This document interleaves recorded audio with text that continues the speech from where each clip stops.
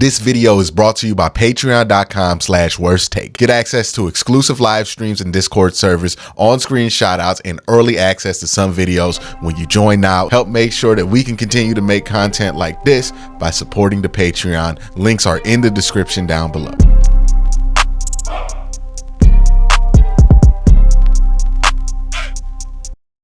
In 2024, the Browns have three principal players that we'll be talking about all season, because these three names come up in almost every conversation, positive or negative, about the Cleveland Browns, no matter what we're talking about.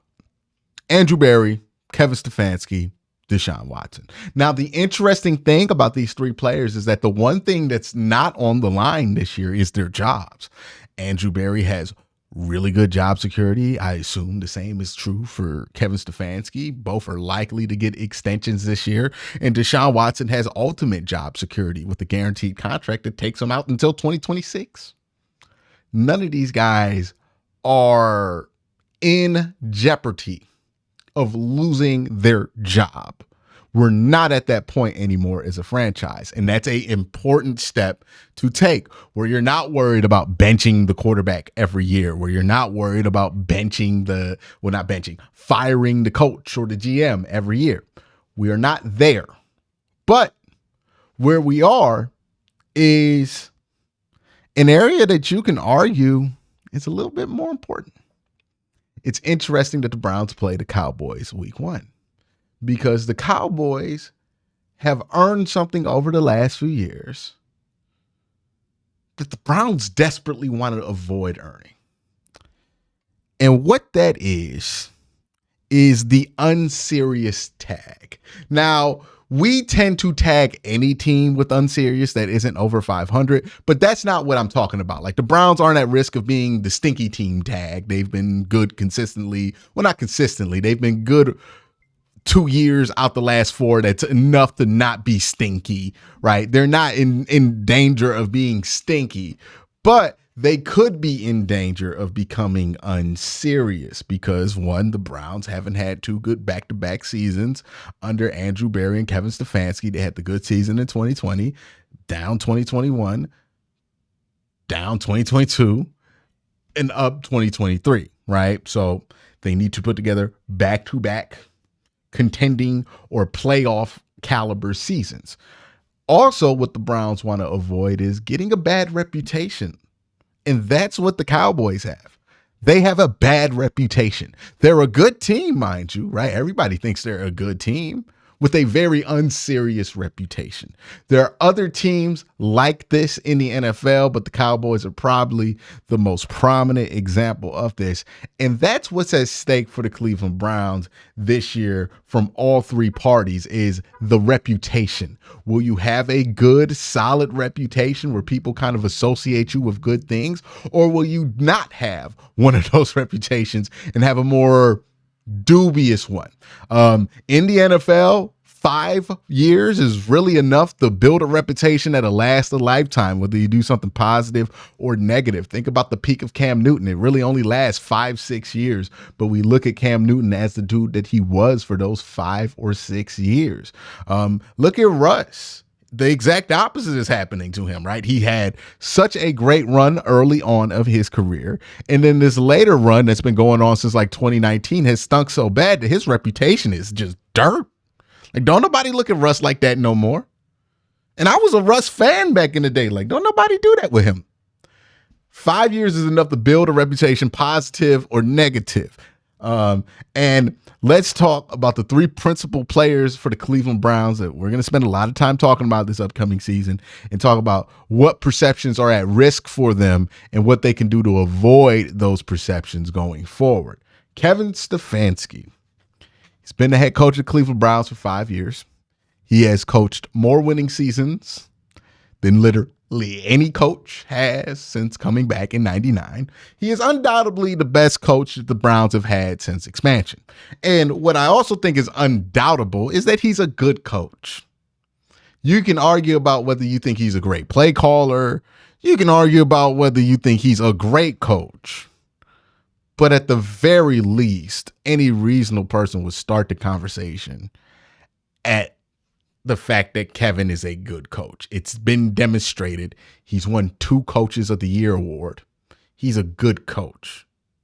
So that's not the reputation that's at risk for him, right? He will always be seen as a good coach. That's not in question anymore.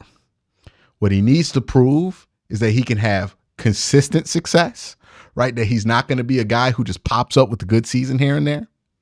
What he needs to prove is that he can have playoff success. He's won 1 playoff game in a weird circumstance where he wasn't on the sideline because of COVID. But I do give him credit for that playoff game because he basically put together the whole week of preparation because the Browns couldn't practice that week. Everybody was doing it through Zoom. So he basically ran the week, and then all that happened on the game day stuff was just calling plays, basic game day operations. But the bulk of the work when it comes for a coach happens during the week. So I have no issue giving him credit on that. Not everybody is so nuanced and cares to dig deeply on these things. Like, let's be real about it. So maybe everybody else won't give him credit for that. But even if you do give him credit for the 1 playoff game, you need more than 1 playoff win to build a reputation, right? If he goes to the playoffs 3 times and he loses 2 out of those 3 times, it's not going to look good for him, right? Questions are going to be asked of him. Can he be a guy who wins in the playoffs? That's going to be a serious mark on his reputation if he cannot do that. Now, obviously, how he avoids this is just simply winning in the playoffs. And I think he's more than capable of doing it. It's just, will it happen for him? Andrew Berry probably has the least to prove out of anybody.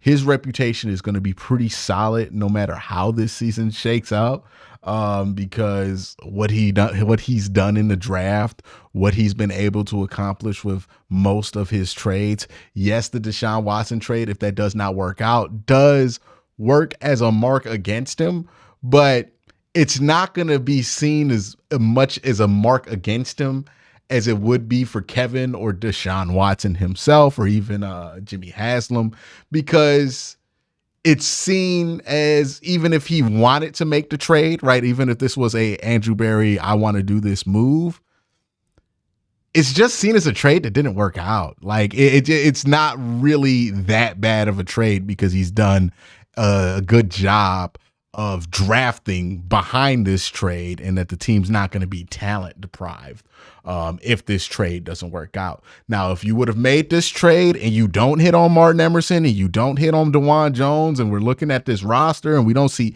any young players that you want to extend like a Grant Delpit or a JOK, then you start to look at Andrew Berry sideways. And if the Browns weren't able to maintain their talent around Deshaun Watson, right? All these guys that they've extended and kept long-term for the next few years because of how they've structured Deshaun Watson's contract and handled his money as far as his cap number goes, they haven't had any cap casualties on the roster, is my whole point. And that plus drafting well is going to make this Deshaun Watson trade working out or not be that big of a blemish for Andrew Berry, because ultimately you're going to make mistakes as a general manager, and we don't even know if this one is a mistake yet. So be very clear on that.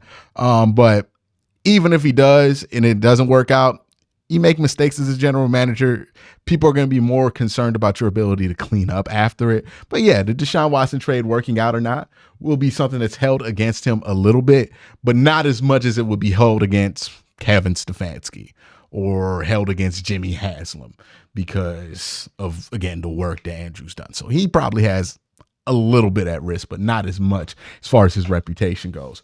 And the player with the most and the guy with the most in this trifecta on the line is Deshaun Watson. His whole football legacy is on the line this year. I hope people understand this. I hope Deshaun Watson understands this. I hope Deshaun Watson's fans and his camp understand his entire football reputation is on the line at this point.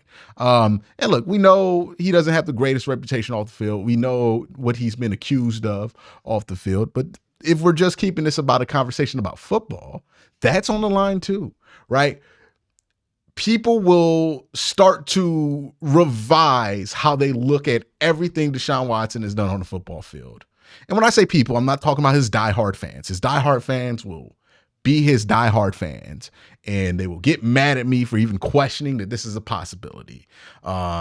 And his diehard haters, by the way, like they're never going to change. Deshaun Watson can win 2 Super Bowls for the Cleveland Browns, and the people who hate him are still going to hate him because they don't hate him because of football reasons, right? So not really addressing those camps. Who I am addressing is the general public, right? Who looks at Deshaun Watson, they don't know whether to have the conversation about him as a great football player with a questionable off-the-field record or as a football player whose off-the-field record kind of destroyed everything that you look at with him. And if he does not have a good year this year, people will start to go back, and I'm saying regular people will start to go back and question how good was he in Houston. Remember when people would bring up he's 4-12, he won a 4-12 win-loss record in 2020, and that didn't really matter to how people viewed that season? Well, revisionist history going to make that 4-12 matter again, right? The 2019 season, which I think is one of his best seasons. All of a sudden, people are going to focus less on the comeback against Buffalo and more on the fact that the Chiefs came back on you after you went up 20. Right?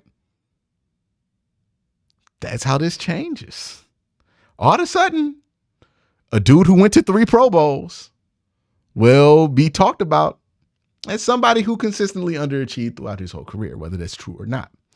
This season will dictate how people view him as a football player. If he plays well, then his Houston stuff stays where his Houston stuff was. And then we talk about him in Cleveland differently and we talk about him nationally differently because he's playing good football again. But if he doesn't, that gives the green light to anybody who wants to discredit anything he's done on the football field to go ahead and do it with minimal resistance, because who is going to be defending him at that point outside of his diehards? Right. If he stinks this year in Cleveland, Browns fans aren't going to be rushing to defend him anymore. Honestly, they might be the people attacking, right? Like it might just turn into a very ugly situation where there's nobody really willing to defend what he's accomplished. And that leads to a change of how it's viewed. It's on the line for him, right? If he wants people to remember the glory days of Clemson, if he wants people to remember how good he was in Houston, he's got to play well this year. Now, he doesn't have to be crazy good. I think people are tripping when they say he has to throw for like 5,000 yards and 40 touchdowns. He don't got to win the freaking MVP or even be an MVP consideration. He just has to be a good quarterback on a good football team, right? If the Browns are a 11-win team again or a 12-win team and he's putting up good, efficient numbers, then nobody's going to be tripping on that. And they'll be like, okay, well, he's back, right? He's playing well. He's playing good football. And like relatively the conversation about him on the football field will be pretty dull. But if he does not play well, or if the Browns do underachieve, then a lot of that starts to get questioned. But that's my thoughts on what this season and why 2024 is a pivotal season for the Cleveland Browns. Let me know what you think in the comment section. And what do you think is on the line for these players? Is there a player who has a reputation on the line that I didn't mention? Let me know in the comment section down below. But y'all have a great day. Have an even better night. Peace.